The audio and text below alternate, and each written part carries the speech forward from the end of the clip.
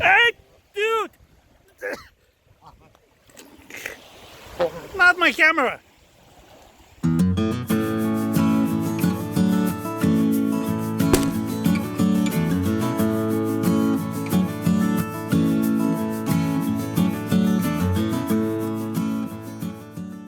Hello. I really don't want to turn this channel into a product review channel, especially when it comes to action cameras. But today I want to share my experience with this specific camera, AKASO V50 Pro. There are lots of reviews about this product, lots of people are sharing their experiences, and to my surprise, most of them are really good reviews. So they tell this product is fantastic, awesome, and all those things. So I ordered one of them. When I opened the box, in addition of the camera and the parts and mounts and all those stuff, I found this card inside it. We want to hear from you. So basically, they are incentivizing the product reviews. So if I put a product review about this camera, they will send me some stuff like memory card, like extra mounts or extra batteries. So everybody that receives this camera to get free stuff basically does the review. I'm telling you now, I paid for this camera, nobody sent me this camera, and I'm not looking for any one of those stuff. So this is the 100% honest review. Again, that's my personal experience. Your experience might be different, but it doesn't change anything in the end. I'm comparing this product with two other way cheaper cameras than this. One of them is going to be Campark X20. I got it more than a year ago, and this camera has been working pretty well for me. It's called Campark X20. At the moment, it retails around 110 Canadian dollars and on Amazon. It shoots 4K, although I never use it. I only use 1080p because that's the only thing that I can get 60 FPS from this camera, but that's just good enough for me. Recently in the market, there is another camera called Safari 4. It has two versions. It has HD and 4K. Again, because 4K only shoots 30 frames per second, I really didn't go for that. So I decided to get this one, 1080p. This one retails around 85 Canadian dollars in today's market. And finally, I have this AKASO V50 Pro, which retails around $160 on Amazon at the moment, Canadian. So I'm not going to tell you which video is from which camera. I show you the sample footages of A, B, and C. You see for yourself and put it in the comment that which one do you like better.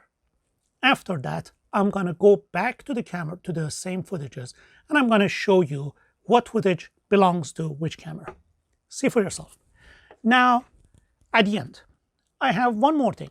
Because I usually use these cameras for fishing and I want to mount it on my head and film my fishing. For fishing, I always want to have a polarizer filter. So, and because none of these cameras actually support polarizer filter, I had to be a little bit creative. So I got this underwater housing. I got it for something around $10, $12 on Amazon. I removed the lens cover and I literally glued a polarizing filter from GoPro. So basically, I can open it and put the camera inside it, close it, mount it on my head, and film it. That's it. So I also have footages of all these three cameras using this filter in front of the water to see the effect. That's all about it. Let's see the videos.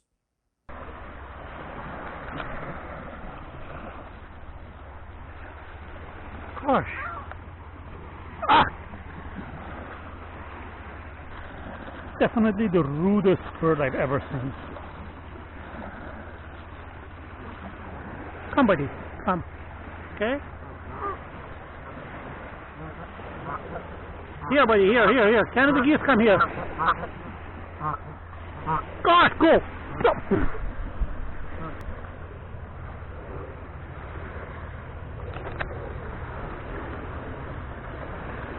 Here's my hand. What do you want to bite now?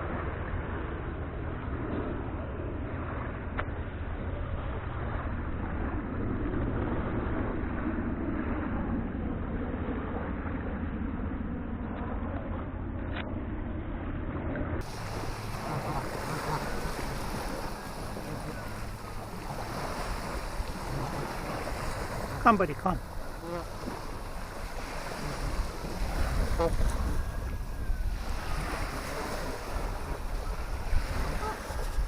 You gotta learn some manners from the geese.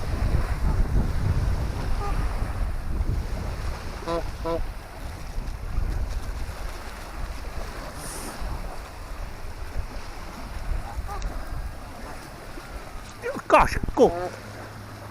God. Can't wait for the day that Canada announces open season for you guys.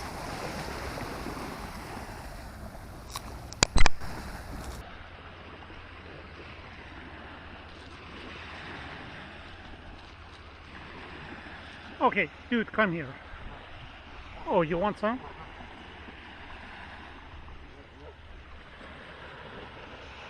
Okay, seems like white swans are politer. And this sucker is still around. Oh gosh, I hate you. Go. Go, buddy, go. You had enough. You get obese.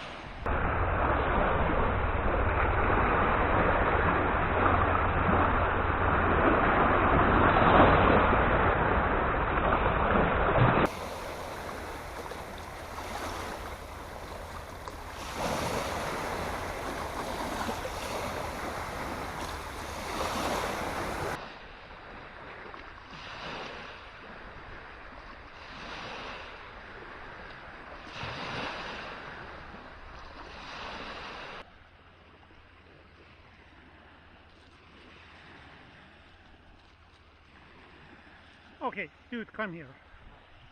Oh, you want some?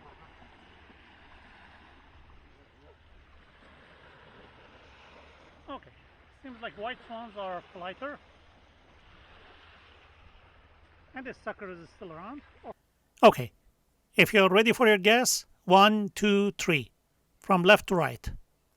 Safari, Campark, AKASO. I guess I don't need to explain anything. Pictures speak for themselves. When you look at the picture, Safari looks slightly better than Campark.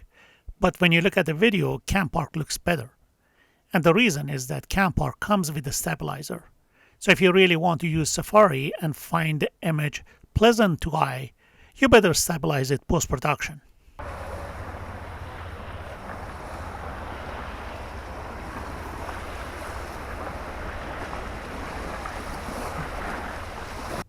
I guess I don't need to hide it anymore, but what surprises me is that how in the world the image on the right can be 1080p. I don't know, but somehow it reminds me of the story of the Emperor's New Clothes by Hans Christian Andersen. So people see the low quality, but they don't want to talk about it.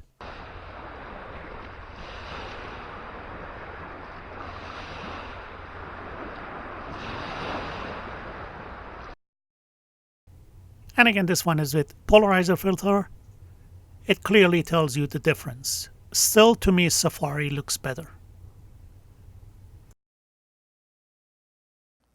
Let me guess what you're asking now. Ali, which one do you want to keep? Campark X20 is my camera. I have it for more than a year, and I'm extremely happy with that. The problem that I have with this is that the view angle of the lens is not as wide as I want. I really cannot remember the number, but it happens quite often when I catch a fish and the camera is mounted on my head. I put the fish in front of me and still I miss it. So yes, this is going to stay with me as my backup camera if I want to do really real action like rollerblading, like cycling, things like that. Perfect. I love this camera. Stabilizer is not perfect, but works. The other one is Safari. Safari, amongst all of them, produce the best picture quality. Options are very limited. It's not that fancy, but I can live with it post-production. Do I keep it? No. And the main problem is that it doesn't look like an action camera. So the body is like extremely thin and cheap plastic. At any moment or any time that I open the battery cover, I feel it's going to break. And next time I cannot even put it back there. So no, although it produces good picture quality, I'm not happy with the build quality. I wish I could have the internal of this camera inside this AKASO V50. And finally, do I want to keep this camera? No, not really. This camera does not deliver the quality that I'm expecting. Color quality, color depth is terrible. When you enable the image stabilizer, it even gets worse. I really don't want to keep this camera. Build quality looks good. The camera looks fancy and nice. The LCD screen is lovely. When you look at the picture on the LCD screen, you say, you know what, this is the best camera that you can ever see. On the other side, if I compare it with my Campark, the picture looks like crap here, but it looks great when you bring it to the computer. Well, at the end, that one matters. This one, no. When I received this camera and I tested it, I put a review on Amazon that this camera quality is not good, blah, blah, blah, and I rated it as 1 star. My personal experience. And I also mentioned that when I received this camera, the mount that the camera sits on it in its own package, that mount was broken, so the camera was flying here and there. I didn't care. If it was like the DSLR, I would have returned the camera immediately. Action camera, no. The mount is broken, the camera is hitting here and there. It's an action camera. It should survive all those things. The camera that is filming me at the moment, that phone has been hitting here and there so many times. I have dropped that so many times. And still you can see the picture quality. If phone can survive that, action camera should be a lot more durable than that. No, this is not my camera. I'm returning it. I'm in the market shopping for another action camera within this price range. And once I get it, I will put another video together and I will show you the camera that finally meets my requirement in the fishing and outdoor activities. Thank you for watching. Stay tuned. Please like this video. And I really want to hear about you and your experience if you already purchased this camera. Also tell me if you found this review helpful. Thank you for watching.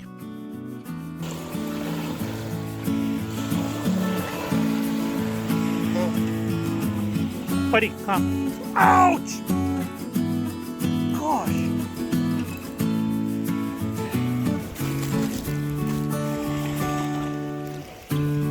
That's it, I'm done with you, buddy.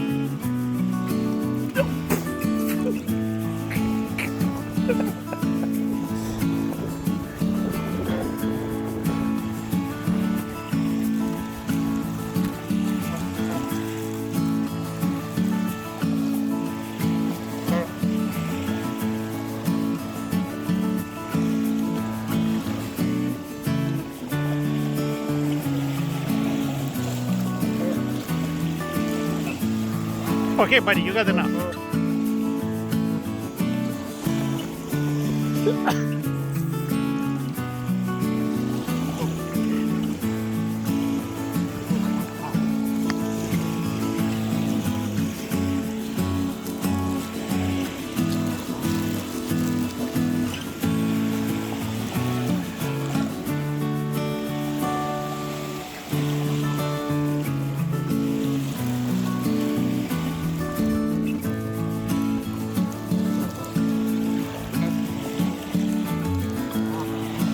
Yeah, sure. You here.